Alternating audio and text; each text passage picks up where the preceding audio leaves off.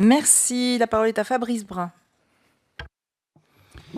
Merci Madame la Présidente. Monsieur le Ministre, la crise qui secoue notre pays depuis un mois, c'est la crise du pouvoir d'achat et des fins de mois difficiles, mais c'est aussi un appel des Français qui veulent être davantage associés aux décisions publiques qui impactent leur quotidien.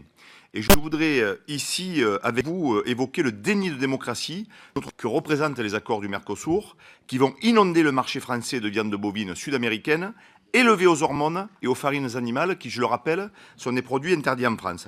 Alors les Français ont des questions à vous poser.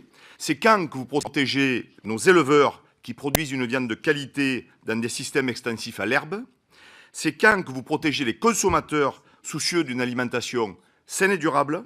Et sur le fond, la nature de ces interrogations, de ces craintes fondées, valent aussi pour le pacte controversé sur l'immigration que vous avez signé hier. Alors, Monsieur le Ministre, pourquoi, sur toutes ces questions, ne pas accepter un débat et un vote à l'Assemblée nationale? Fabrice Brun évoquait justement à la fois la nécessaire association des peuples à la négociation des accords et la protection des consommateurs, des producteurs.